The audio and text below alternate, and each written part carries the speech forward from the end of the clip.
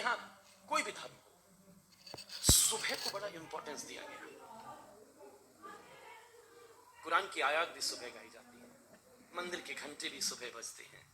सुबह को बड़ी इंपॉर्टेंस दी गई। साधना, ध्यान, नवाज, सब चीज का समय सुबह का बनाया गया। क्योंकि जब सुबह व्यक्ति जागता है ना, तो कुछ देर उसका अंतरंग जागा होता है।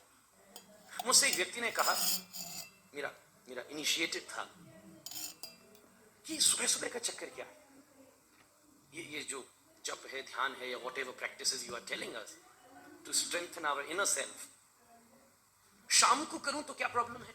6 to 7 शाम को, सुबह 6 to 7 it is so hard, I have to go university, I have to study, I have to do so much work. मैंने कहा ठीक है, I allow you, you do in the evening 6 to 7, but then you have to promise me one thing. क्या?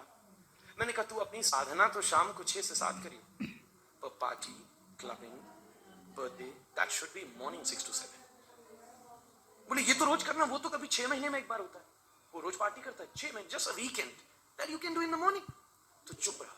फिर बोला यार मजा ही नहीं आएगा सुबह करने में। तो मैंने, जब पार्टी सुबह करने में मजा नहीं आ सकता, तो साधना शाम को कैसे करने में मजा आएगा? उसका टाइम है। When in the morning you get some, there's something inside you which is awake, because you think what I have done yesterday and what I'm going to do today, on the basis of what I have done yesterday. कल मैं यहां तक पहुंचा था, अब मुझे यहां से और आगे बढ़ के यहां तक जाना है। उस बीच की स्थिति में अंतरंग जागा होता है। बेन मीज, एक दार्शनिक, बड़ी गंभीर बात कहता है, आज आदमी सवेरे गीता से ज्यादा अखबार पढ़ता है। उसने इसके पीछे एक साइकोलॉजी बताई, क्योंकि जब अंतरंग उसका जागा होता है,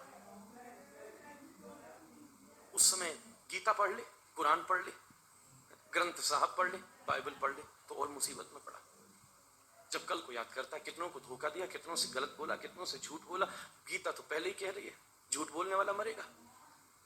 ग्रंथ साहब का तो ना रही है सत श्री अकाल, क्या होगा? ये सब पढ़ के तो और बेचैनी बढ़ेगी। पर हाँ, अखबार पढ़ लिया तो थोड़ी शांति मिलेगी। आई वॉज नॉट अलोन, पूरा समाज मेरे साथ यही कर रहा था। मैं अकेला चोर थोड़ी ना, पड़ोसी ने भी करी थी, वो भी बैठा है वहां, उस पॉलिटिशियन ने भी किया, उसने भी किया, वो भी गया, वो भी गया। फिर थोड़ी जो जागृति हुई थी वो फिर दब गई, वो फिर बैठ गई। वो जो थोड़ी कॉन्शियसनेस आई थी वो फिर अनकॉन्शियस हो गई। वो इनर सेल्फ फिर वीक हो गया। अंदर से सब बर्बाद हैं, अंदर से सब परेशान हैं। मौज सबके अंदर दब रही है, समस्या ये है कि बस बाहर से ढूंढ रहे हैं।